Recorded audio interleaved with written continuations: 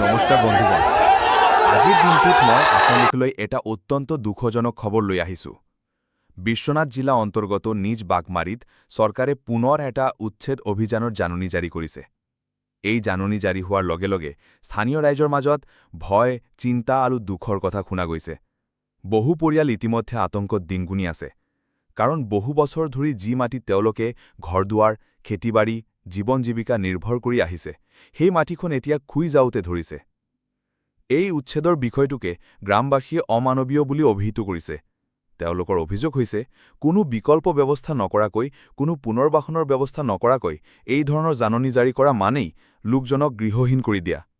আনকি বহু পৰিয়ালৰ সৰু সৰু ছাত্ৰ-ছাত্ৰী স্কুল কলেজত অধ্যয়ন কৰি আছে এতিয়া যদি তেওঁলোকে ঘৰ দুৱাৰৰ পৰা উচ্ছেদিত হয় তেন্তে সেই শিক্ষাৰ পৰা বঞ্চিত হ'ব মই ব্যক্তিগতভাৱে কিছুমান স্থানীয় লোকৰ লগত কথা পাতিছিলোঁ তেওঁলোকে কৈছিল আমাৰ জীৱন জীৱিকা এই মাটিত বহু বছৰ ধৰি আমি ইয়াত আছো এতিয়া এই উচ্ছেদৰ জাননী আমাৰ ওপৰত বজ্ৰপাতৰ দৰে পৰিছে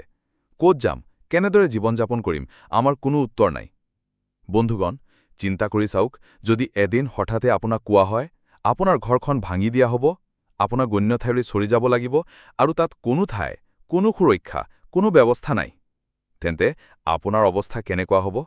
একেবাৰে অসহনীয় নহয় নেকি এই মুহূৰ্তত নিজ বাগমাৰীৰ ৰাইজ প্ৰস্তুত আছে বহুজনেই দিনৰাতি চিন্তাত থকাটো স্পষ্ট দেখা গৈছে কিছুমানৰ খেতিবাৰী আছে কিছুমানে ঘৰৰ সামগ্ৰী সংৰক্ষণ কৰিবলৈ আৰম্ভ কৰিছে কিন্তু তেওঁলোকে জানে যি আহিব সেইটো কোনোদৰে ৰোধ কৰিব নোৱাৰিব মই এই ব্লগটোৰ মাধ্যমেৰে আপোনালোকক এটা বাৰ্তা দিব বিচাৰো আমাৰ সমাজত এই ধৰণৰ সমস্যাৰ সময়ত আমি একেলগ হৈ ৰাইজৰ কণ্ঠৰ সৈতে দাঁড়াই থাকিব লাগিব যেতিয়া ৰাইজৰ ওপৰত অন্যায় হয় তেতিয়া সেই কথাটো সমাজৰ আগত তুলি ধৰা আমাৰ দায়িত্ব আজি নিজ বাগমাৰীৰ এই খবৰটো কেৱল এটা গাঁও বা এটা জিলা সম্পৰ্কীয় নহয় এইটো এটা সামাজিক সমস্যাৰ নিদৰ্শন ইয়াত কষ্ট পোৱা হৈছে মানুহে যিয়ে জীৱন জীৱিকা পৰিয়াল আৰু ভৱিষ্যত লৈ লঢ়াই কৰি আহিছে বন্ধুগণ মই আপোনালোকক অনুৰোধ কৰিছোঁ এই খবৰটো অধিক সংখ্যক লোকলৈ পোহৰলৈ আনিবলৈ সহায় কৰক আপোনাৰ শ্বেয়াৰ আপোনাৰ মন্তব্যই স্থানীয় ৰাইজৰ কণ্ঠশক্তি বৃদ্ধি কৰিব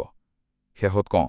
আমাৰ আশা চৰকাৰে এই জাননী পুনৰ বিবেচনা কৰিব আৰু ৰাইজক গৃহহীন নকৰাকৈ ন্যায়সংগত সমাধান বিচাৰিব